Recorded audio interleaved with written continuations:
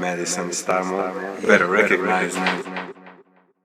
Do you believe that the NASA photos and images from space and pictures of Earth and the people up in the space station, do you believe all of that is real? In this world we live in, it could be fabricated. The lunar landing could have been a hoax because there's no logical proof. So where's the logical proof of the space station? Where's the logical proof of trillions of stars? A lot of the footage I've seen is questionable at best. I'd like to start off, if you don't mind, David, with asking you a few questions about the different ways humans can artificially experience zero gravity. Wow. The Vomit Comet is a plane that does a parabolic arc. It's basically an emptied-out cargo-style plane that does a parabolic arc and can create a zero-G effect.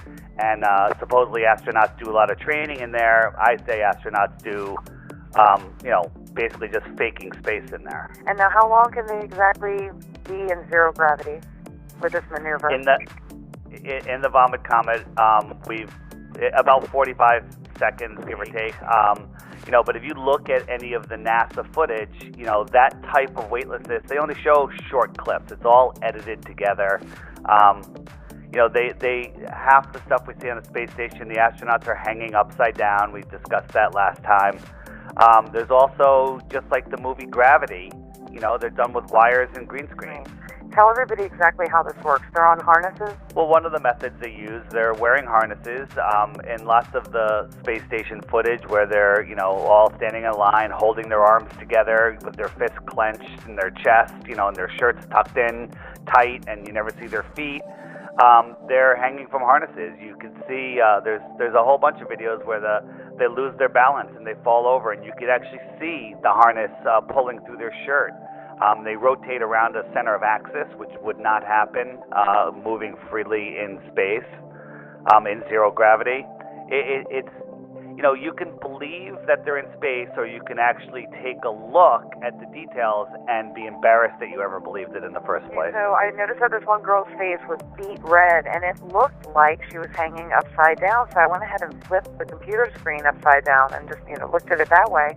And that really is what it appears to be, that she's hanging upside down. So it seems like they're doing some clips like that, and then they're mixing it all up, right?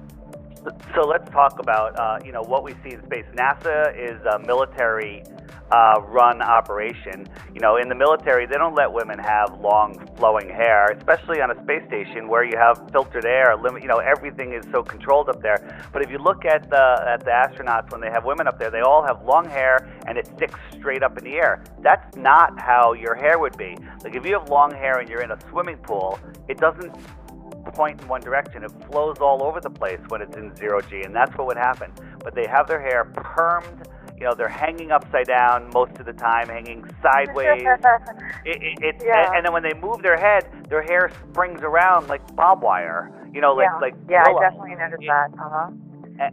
There's one video of the blonde girl showing how they wash their hair in space, and inside of this minute and a half video, there's like 17 edits, and people don't notice them until you point them out, and then they're like, oh my God, it's so obvious. Nobody should believe what we're telling them right now. You have to see it for yourself, and there's thousands and thousands of videos out there. On my YouTube page, DITRH stands for Deep Inside the Rabbit Hole, DITRH. I have a playlist called NASA Hoax. Just watch them. They're short videos. You cannot watch those videos and come out the other end thinking NASA is legitimate in any way, shape, or form. Okay, now let's talk about the conditions on the space station itself. Now, we're talking about a place with no shower. Let's start with the bathroom. Okay, so they showed us how they use the bathroom. They have what looks like a little porta potty type of situation, and then they have a hose. What is that thing? Oh my God! You know what I'm talking about.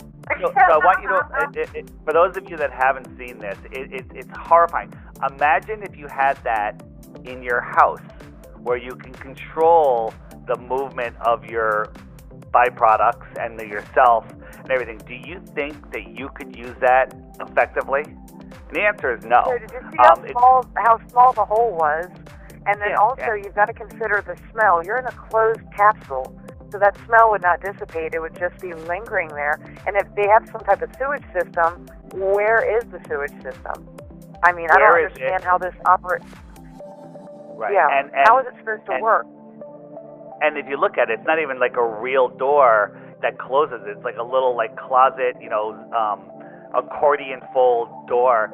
And you have all these astronauts using this one bathroom. Let's say there's two bathrooms. It doesn't make any sense. And also in space, eating that food, floating around, someone's going to have indigestion, we'll call it. What happens if there's an accident in space? If you think about it, it makes absolutely no sense. And also, these astronauts, they don't shower. They're wearing the crisp clothes every day. They don't have laundry service up there. How many shirts do they have? There's limited space. When they were talking about, they can't take showers and stuff, all the men have clean-shaven faces. Like they just stepped out of a barber shop. So please, join me at Chris's barber shop. They're clean. Their teeth, like when they're smiling, are perfect. Like they brush their teeth. Okay, that's another thing. So she was showing how she brushes her teeth, and she swallowed the toothpaste. I mean, we better hope that's not fluoride toothpaste she's talking about. Well, they're encourage us maybe to swallow toothpaste. The Russians on the fake space station, they say they spit it out. The Americans swallow it. It's ridiculous. It's just absolutely insane. None of it's real. They never just get the camera and put it out the window and show you the spinning Earth. They can't do that. There's so many glitches in the movements. When they're doing stuff where you can tell they're in front of green screens, blue screens, whatever you want to call it. There's one where the astronaut's going down the corridor, and then he turns, supposedly taking a right-angle turn down another hallway. And if you watch it in slow motion, they just fade him out. He becomes transparent, so it looks like he turns, but he's really in a zero-G plane where there is no right-hand turn. How are they getting all the oxygen up there that they would need? The one girl said that she had been there for 6 months. So we're talking 6 months without a shower. And she's taking sponge baths every day or something like that. She would be atrocious. If you watch the how she washed her hair, water droplets are going in every direction. Meanwhile, 10 minutes later, they're talking about how there's sensitive electronic equipment everywhere, and they have to be very careful with water, but she's sending water in every direction. It makes absolutely no sense, but the thing is, they don't even have to try because the world is sleeping and they won't even look because we just trust, I used to have great pride for NASA, and I couldn't even fathom that we didn't go to the moon, that the space station is the international fake station. But when you look, there is no other possibility. Yeah. And they're faking a lot of this footage deep underwater because you can reach zero gravity deep underwater. So that would also explain another method they could use. Right. The methods when they're outside the space station, like the famous footage of repairing the one satellite, or doing spacewalks. Those are all done in deep, dark, blackout pools. And on all of them, there's always a bubble that escapes from a little pocket and goes across the screen. But the bubble doesn't always go from the bottom up, because sometimes when they're doing this stuff in pools, they film it upside down or diagonally, sideways. So if there is a bubble, it goes across or it goes down, and your brain doesn't process it as a bubble, because they can do that. They can actually film it upside down. Yeah. But there's bubbles give it away all the time. And that one amazing, Chinese, I was just going to say that one Chinese astronaut had a gallon of water that leaked into their helmet or whatever you want to call it, spacesuit, and they almost drowned. How can you drown in space? And now they're bringing snorkels to space. Right. It's just a bunch of lies. I mean, I can say that. I'm going to say that 100 times during this. It's just absolute total fraud. They've never been in space. See, NASA came into existence right around 1959 when Admiral Byrd supposedly, and I kind of believe he did, but I have no proof, went into Antarctica and discovered a tropical land. And so that's when the Antarctic Treaty came up. Nobody can go around the fence that surrounds us. And they also said, Van Allen radiation belt we just discovered. So they basically put a fence around us and a dome over us. And everyone believes that there's no other place to go. Yeah. Well, how much land do you think is still undiscovered on Earth?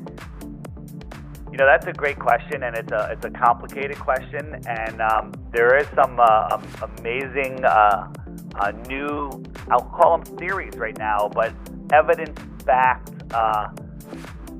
maps that we're looking at right now. You know, the Flat Earth Society, not Flat Earth. The Flat Earth Society is a shill organization. The Flat Earth researchers, you know, basically accepted the AAE map as a representative of the flat Earth. But there's a couple things wrong with it. Just a couple. It needs a couple little shifts. So if you check on my channel, there's a video of an impromptu discussion with a couple other researchers where they've discovered the magnetics of the map, which explain, you know, the southern magnetic anomaly that they talk about, where your course changes a little bit.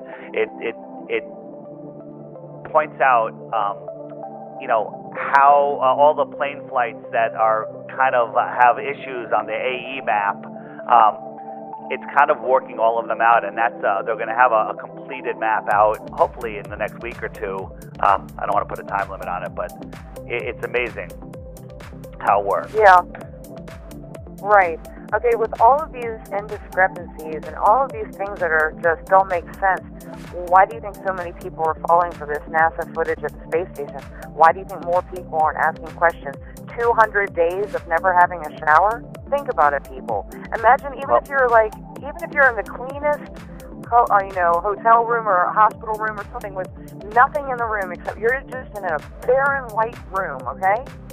You would still be dirty no matter what, even if you didn't exercise or anything. And let's speak of exercise. They've got these machines in there. You go ahead and talk about that, David. I know you know more about it. Yeah, they got machines. They're working out. Yeah, they got workout machines. They're sweating. I can't even talk about it because it's so ridiculous. But if you think about it, space is super hot, super cold. But these astronauts can do spacewalks, you know, with varying temperatures of 500 degrees or whatever, up and down. And they're totally fine in their spacesuit. But when they land in the field in Russia, what's the first thing they do? They put blankets over them in their spacesuits. I mean, does that make any sense at all? No. They're wearing their spacesuits and they put a blanket over them. You know, and we never see anything go into space or come out of space. We basically, you know, on launches, we see a rocket go up, it does a parabolic turn, it goes out of sight, and then they switch to CGI cartoons of what's going on in space. And then when it's coming back, all of a sudden we see a cartoon until they show us a parachute. Nobody can go near it when it lands, and then all of a sudden they're the astronauts, you know, coming out of a pod that was supposedly, you know, thousands of degrees, where there's no scorch marks on it. It didn't burn the land that it landed on, or when it goes into the water, steam doesn't fly up. Every single thing is wrong with it. But you ask the question, how come so many people get away with it? And the answer is, most people are good people. They're trusting. They're people that wouldn't deceive people. And you base the way you look at other people on the way you are. So if you're a trusting person that believes in authority and, you know, thinks that people are out for your own good, you're going to trust them. You know, the Rockefellers did a thing when they came up with allopathic medicine. They put the doctors in white coats because the white coat made everyone go, oh, you must know something. You're wearing a white coat, and that's why doctors wear white coats. It's just a perception thing. So when the president says we're going to the moon, you know, Kennedy, and the news, you know, talks about it and shows us fake footage, people just believe it. Okay, one of the things that I was having a problem with was the necklaces. So it seemed that all of the girls that were on the space station all had these dangly necklaces. Is that CGI? Because, okay, well, how do they do that? Can you explain that? You know what, I can't explain it. I don't know how they do it, but if you watch the movie Gravity, it looks even better than that. So they know how to do it. It is CGI. I don't even know if they're wearing necklaces. You know, half the time the guy astronauts have two watches on, and one of them is dangling around, and the other one's pretty tight. I think that's just CGI, but But again, I say watch the movie Gravity. It wasn't filmed in space. Some people, one reporter actually asked at the screening, talking to the director, how long were the actors in space to film this? Right. Okay. So they can make it that believable with the help of Hollywood. Yeah, it's all done. It's all done with green screens, wires, and and they don't even do a good job. Watch some of those. All the videos are on my channel. Just watch them. They're short, and you'll. The first thing you got to do is drop your ego, because people don't like the truth when it disagrees with what they believed before, because it's very inconvenient.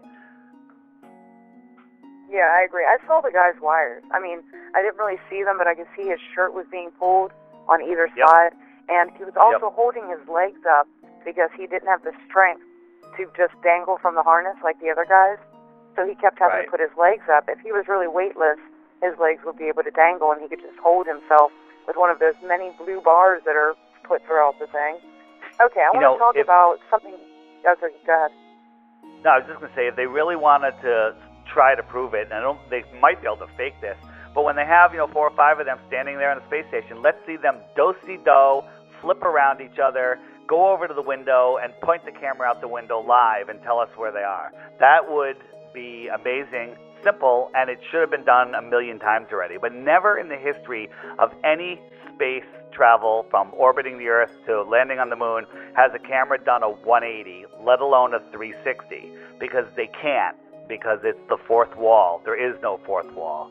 The camera has never done a 360, or a 180,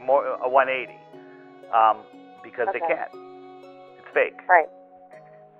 Okay, I want to talk about space in general. What is space? I think most of us believe that space is the area above the sky that leads to the stars and the rest of the universe, and universes, multiverses, whatever you believe in. So what is the firmament? Can you explain this to people? So, the term the firmament, I believe, comes from the Bible. And if you know anything about me, I'm very scientific my whole life. I believe the whole ball of wax. And whenever I'm listening to a show about anything, as soon as they bring up the Bible, religion, I switch the channel. Not interested. But since I discovered the true nature of our reality, I realized that this is not a speck that just happened by chance, that this is a designed system that we are in. And it has made me start listening to people that are talking about the Bible. But the Bible talks about, I'm sure most of you have heard it, the God separated the waters from above from the waters below. Space is not a void, a vacuum like we're told. There's something above us, a dome or a layer that we cannot get through, whether it's energetic, whether it's glass of some type, whether it's crystal, whether it's plasma, liquid. I'm not sure, but there's a lot of evidence showing that it is some sort of plasma or liquid or somewhere in between that is what we call space. If you look at NASA, they have ships and captains. Everything they talk about in space is with naval terms. There's footage of the moon with the lunar wave. An amazing amateur photographer, Crow, CRROW 777 on YouTube. He has filmed the lunar wave, and a lot of people accuse him of faking it, but he's got a whole bunch of other people many times over the last 2 years or 3 years. They've filmed it other times, and it's pretty amazing. And if you ask me right now, I'd say the moon and the stars are inside of whatever you want to call it, the firmament, but space is liquid. Okay. And there's, so you're saying go ahead. Yeah, so you're saying beyond beyond our solar system, you believe that it's liquid? Well, you can't say solar system, because now we're getting into what we believe. We're told that we live in a solar system traveling around the sun, other planets traveling around us. None of that's true. The Earth is stationary. It's flat. It does not move. The stars, sun, and moon circle around us, all on different layers. What is holding the Earth up? Yeah, that's a great question. I have no idea. We live in an electromagnetic world. Everything is controlled through electromagnetism. So maybe there's a big static charge, I don't know, that holds the Earth. The Earth could be at a size that we can't even comprehend with words. On my channel, I have a video called Quantum Locking Meets the Electric Universe, or Flat Earth something about meets the electric universe, and basically it shows how a superconductor can be locked into a position over a magnetic circle and rotate over that circle in at whatever position you put it in. And the sun and the moon seem to be like an anode and diode, and they work together, and they could be quantumly locked into position. It's been proven. It can be shown in the laboratory. The heliocentric idea of gravity holding around cannot be proved. It cannot be demonstrated in any way, shape, or form, but the electromagnetic model can. Okay, so we are not allowed to fly over any of the poles, right? Correct. Okay, is it because it's impossible to do? Has it ever been done before? Well, no one's ever gone over what we call the South Pole. If Antarctica was a continent at the bottom of a globe with the center axis being the South Pole, we don't believe that that's the case. We believe that the Earth is flat, the center point is the North Pole, and if you go away from the North Pole in any direction, that's south, and it keeps on going. Now, and I call that the puddle that we live in, and some people have termed it puddle theory. With this new map that's coming out with history, with stories about the Sumerians and the Atlanteans that disappeared, I believe that there's other puddles adjacent, not even thousands of miles away, adjacent, connected to our puzzle. I believe that we can actually sail there or fly there if we could navigate there. But the problem is the map we live on is a magnetic map, and if you go like north from Hawaii, it brings you south if you're looking at the map from above, because the course bends because we have bent magnetic fields. Again, there's a video on my YouTube page near the top for the new Flat Earth map, and it's you have to really watch it and then watch it again and think about it. But a lot of people are seeing the light in that map. Okay. In your research, have you found any connection to chemtrails and Flat Earth? Let's talk about chemtrails for a minute. Think about the spinning globe Earth and spraying chemtrails in an atmosphere, high pressure atmosphere with zero pressure vacuum of space that, for some magical reason doesn't suck the air out. None of that makes sense. If they're trying, let's assume right now that the main purpose of chemtrails is to control the weather. Are you on that boat? Or do you think there's depopulation? Depopulation too, but are they? Do you think that they're using it to control weather also? Yes, geoengineering. Okay, so let's just look at the geoengineering part of it, because they do multifaceted things. So if you look at it in the heliocentric spinning globe model, man, that's a really tough thing to do. You could fill the atmosphere up with these particles, but the whole atmosphere on the spinning ball doesn't even make sense if you think about it. It just doesn't work. But if the Earth was a flat plane and there was a liquid energetic dome above us, now basically you could look at it like a snow globe, like the Truman Show or whatever. Now that atmosphere is held in by this layer. So now you'd want to get the HARP array, an ionospheric heater, and by shooting all that energy up into space, it will expand the, you want to call it the ionosphere or just the top of the atmosphere, close to the dome. If you pick a spot near the middle of the dome, which is Alaska, because it's in the Arctic Circle there, it's very close to the center of this dome that I believe we live in, and you fire a HARP up into the air there, and it spreads it out essentially you can push the entire atmosphere away from the center 360 degrees, or you can cool it off and let it pull back. So you have HAARP heating up the center, which will move entire masses of air south in all directions, and then you can have other little ones that will push back or steer here or steer left or steer right.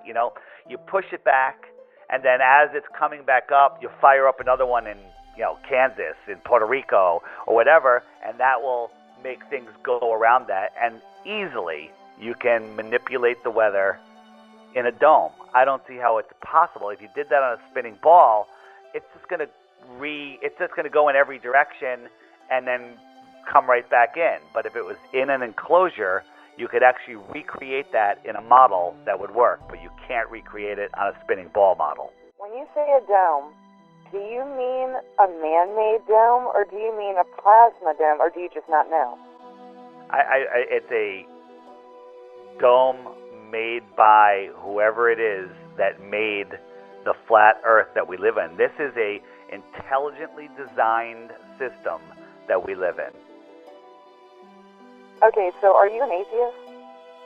I was. Well, are you now? Can't be. I realize the reality of where we live. This did not happen by chance. It's impossible. And it was created by a creator. Because this world was created for us.